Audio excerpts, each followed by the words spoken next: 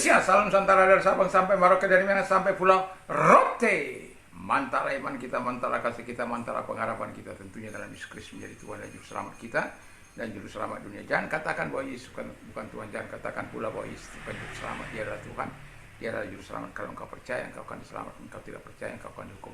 Yohanes 3 ayat 36. Haleluya, puji Tuhan. Dan juga Yesus berkata, akulah jalan dan kebenaran dan hidup, tiada seorang sampai kepada Allah kalau tidak melalui aku. Dan juga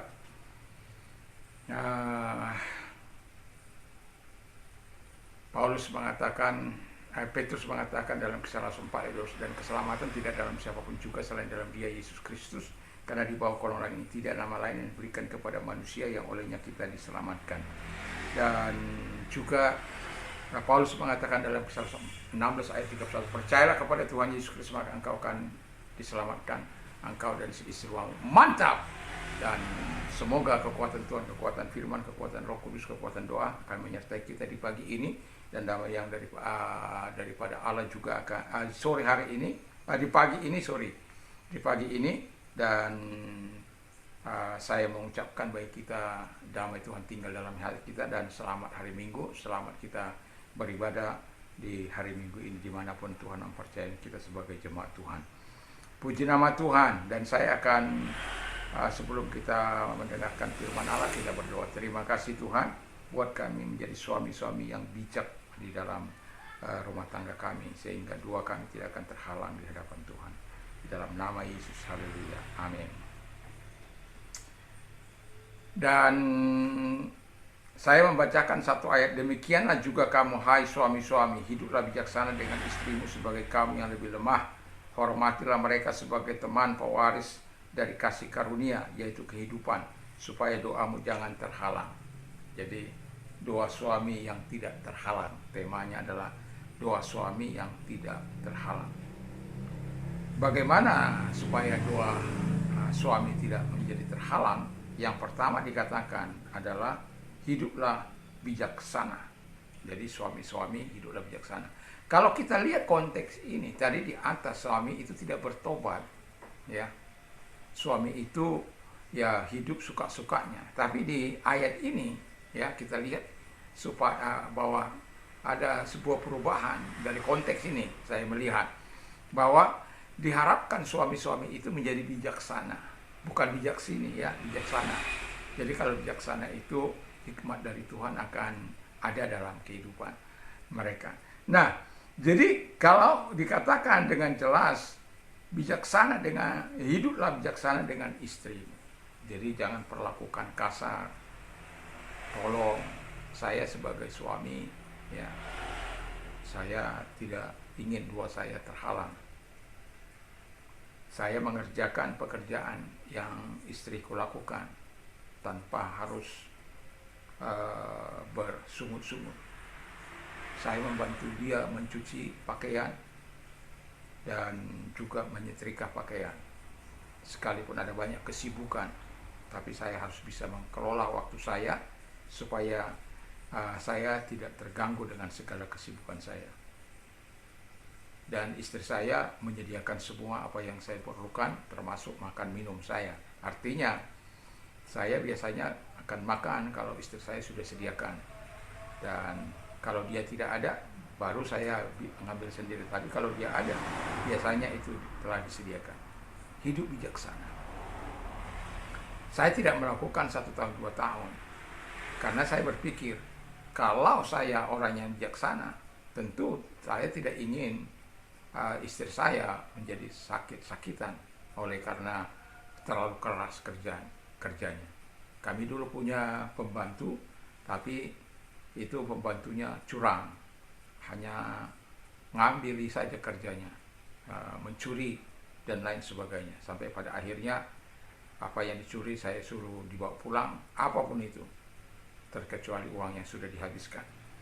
Dan barang-barang dibawa, kalau tidak saya polisikan kamu, dan kemudian dibawa. Dan setelah itu saya suruh lagi bawa, kamu bawa ini kembali yang sudah kamu curi ini, tapi sekarang kamu sudah enak makainya karena tidak lagi ada rasa bersalah. Saya memberikannya kepadamu, apapun yang sudah kamu ambil, bawa semua. tapi kita putus hubungan kerja. Jangan Pak, jangan, tidak. Kita putus hubungan kerja, dan sejak itulah saya mulai mengerjakan apa yang harus dikerjakan oleh istri saya. Dan saya tahu itu bukan pekerjaan yang ringan, tetapi sebagai suami yang bijaksana tentu kita ingin istri kita juga bisa rehat, bisa istirahat dalam kehidupan ini. Nah, yang kedua dikatakan oleh firman Allah, yang kedua dikatakan supaya tidak, yang kedua melindungi yang lemah. Saya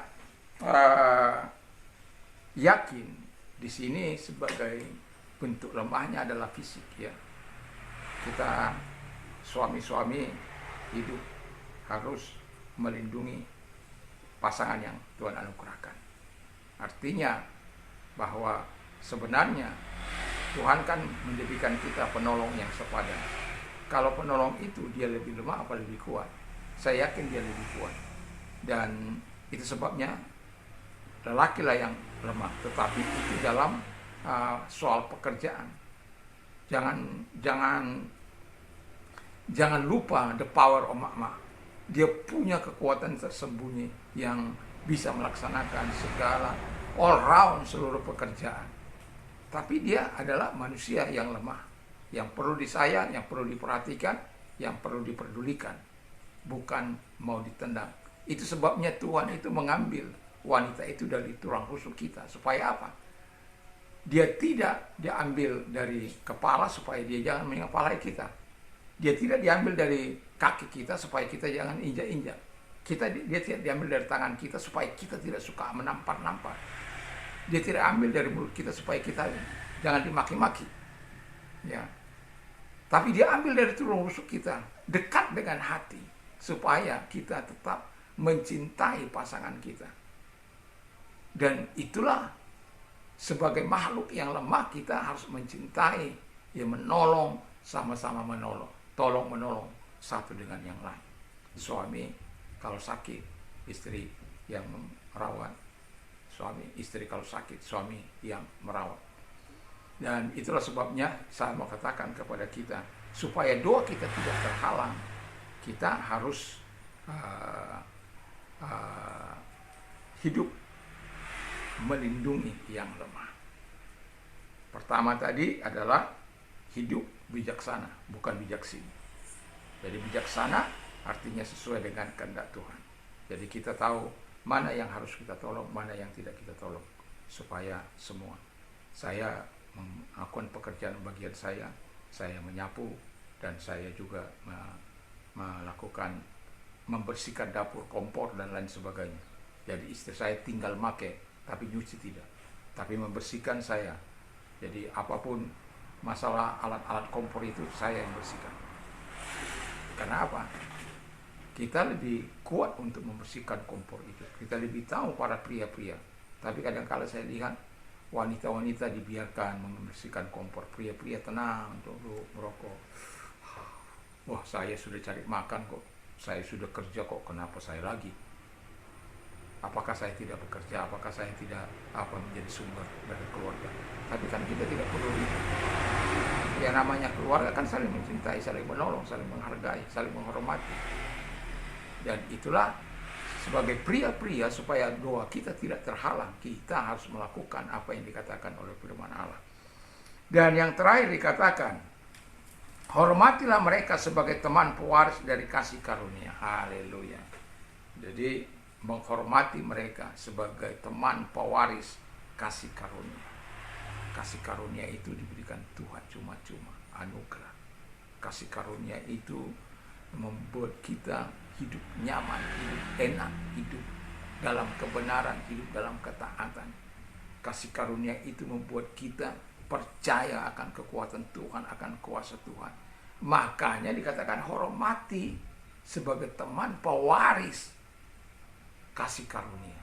Jadi bukan kau saja yang pria-pria saja yang mewarisi kasih karunia itu. Wanita juga sebagai teman pewaris, sehingga ketika Tuhan memanggil kelak, sama-sama kita berada di siapapun yang terlebih dahulu dari pasangan itu, kita sama-sama ada di dalam kehendak Tuhan. Karena apa? Teman pewaris kasih karunia. Dan kalau itu ada dalam hidup kita, dikatakan supaya doamu jangan terhalang. Supaya doa kita tidak terhalang, mari kita lakukan apa yang diminta oleh Tuhan dari ayat 7 ini, yaitu hiduplah bijaksana dan juga melindungi yang lemah dan menghormati mereka atau istri kita, bukan istri-istri ya. Kalau mereka di situ karena banyak dikatakan suami-suami. Jadi jangan kata kau itu kan istri-istri. Mau cepat saja menafsirkan yang salah. Bertobat. Lihat konteks, lihat alur supaya kita mengerti. Tapi itu hanya joke. Karena di luar sana kan ada banyak orang yang tidak bisa lebih, yang tidak bisa kurang dari satu.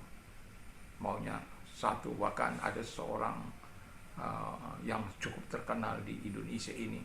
Dia berkata, kalau saya mau kawin di sana, nggak apa-apa, kawin di sini.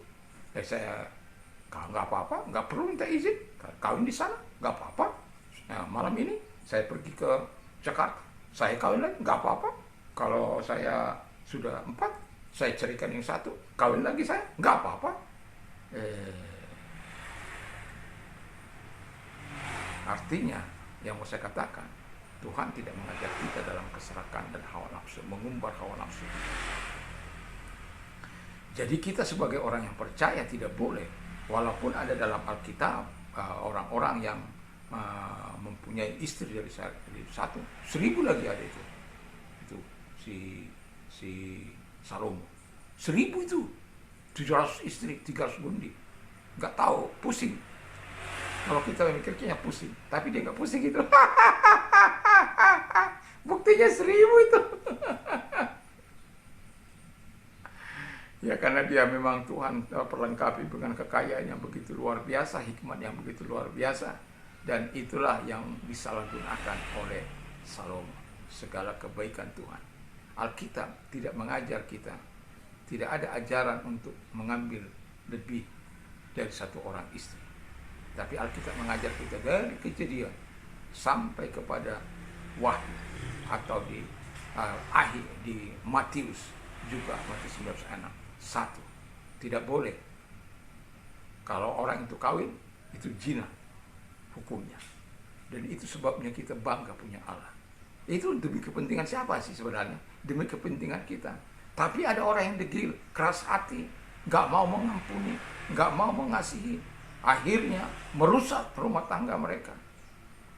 Dan itu sangat naif.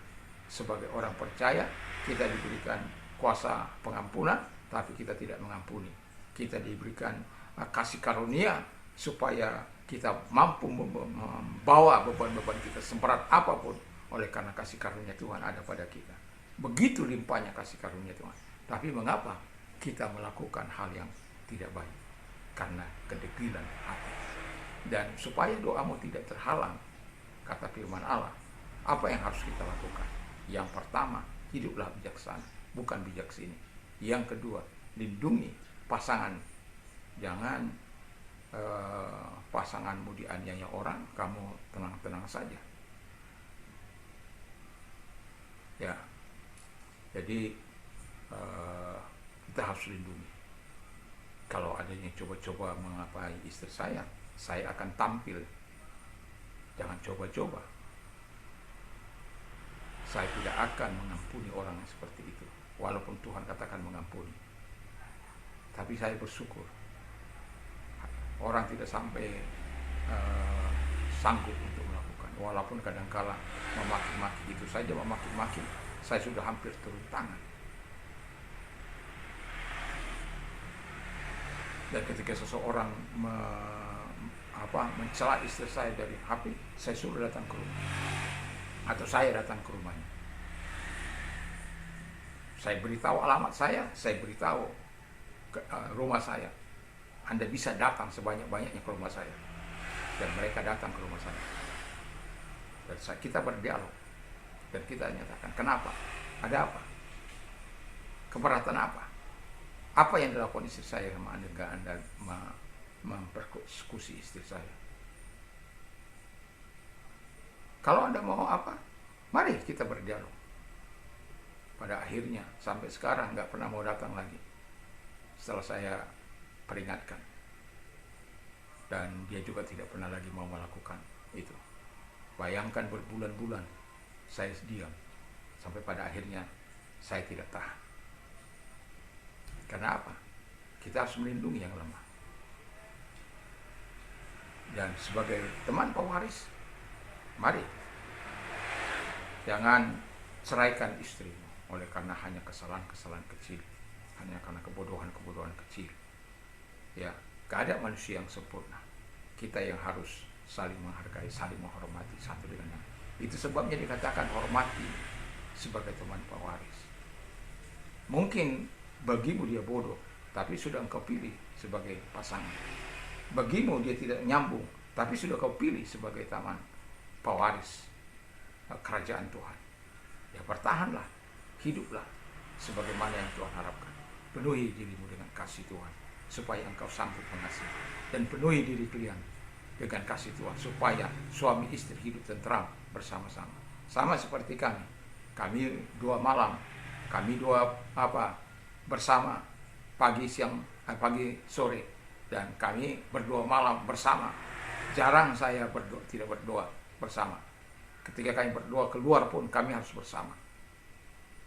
Baca firman Allah bersama. Ya. Dari artinya kita sama-sama bertumbuh supaya saya mengingatkan diri saya, karena saya tidak ingin doa saya terhalang. Ingat, saya tidak ingin sebagai suami, saya tidak ingin doa saya terhalang. Saya bertanggung jawab untuk hidup bersama dengan dia. Dan saya bertanggung jawab juga buat anak-anak saya, mengarahkan anak saya supaya doa saya tidak terhalang dengan Tuhan. Karena dosa bisa menghalangi doa kita. Dan itulah sebabnya saya seringkali kepada anak-anak saya katakan, jangan karena kalian saya terhalang untuk masuk dalam kehidupan keabadian. Sama seperti Musa, karena kekerasan hati, kedegilan hati bangsa Israel, akhirnya tidak masuk tanah perjanjian. Seharusnya dialah yang pertama menginjakkan kaki, karena Tuhan yang menyuruh dia menuntun untuk masuk, tapi hanya Tuhan izinkan dia melihat. Oleh karena apa? Kedegilan hati orang Israel, sehingga membuat kelemah lembutan Musa hilang, dan pada akhirnya dia membantah atau melanggar perintah Allah, yaitu hanya disuruh memukul 2 kali, dan dipukul 1 kali, dipukulnya 2 kali, dan itu melanggar kemuliaan Tuhan. Dan Tuhan tidak izinkan dia masuk, tapi Tuhan izinkan dia melihat tanah perjanjian itu dari Gunung Nebo, dan di situ Tuhan mengangkat dia. Dan itu sebabnya supaya doa kita tidak terhalang, mari kita lakukan bagian kita, dan biar selanjutnya Tuhan melakukan bagiannya untuk menjawab doa kita, karena kita menuruti firman Tuhan.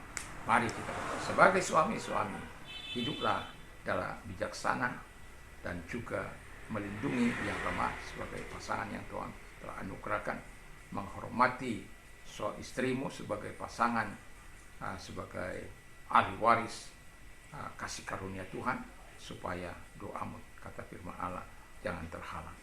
Jangan terhalang. Kalau engkau doamu tidak mau terhalang, mari lakukan kebenaran firman Allah. Terima kasih, kami bersyukur, kami berterima kasih bahwa doa kami dijawab oleh Tuhan, oleh karena kami menuruti firman Allah. Di dalam nama Yesus kami bersyukur dan kami berdoa. Terima kasih Tuhan, kami berdoa di dalam nama Yesus Kristus. Haleluya. Dan ingat, kalau engkau sedang sakit apapun, sakit penyakitmu, dalam nama Yesus arahkan tanganmu kepada Tuhan. Segala sakit penyakit yang mereka tidak perintah keluar, dan oleh bilur Yesus engkau sembuh, oleh kuasanya engkau sembuh.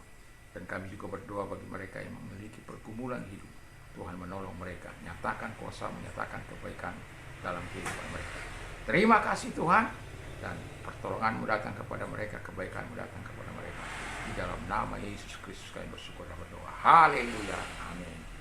Puji nama Tuhan. Selamat pagi, selamat hari Minggu, selamat kita beribadah. Kiranya Tuhan menolong, jadilah suami-suami yang baik. Dan itu bukan hanya mengingatkan Anda, saya mengingatkan diri saya juga. Kiranya Tuhan Yesus memberkati kita. Mantap, mantap, mantap. Kalau Anda ingin berdonasi, ada nomor-nomor di bawah ini. Tuhan Yesus memberkati. Haleluya.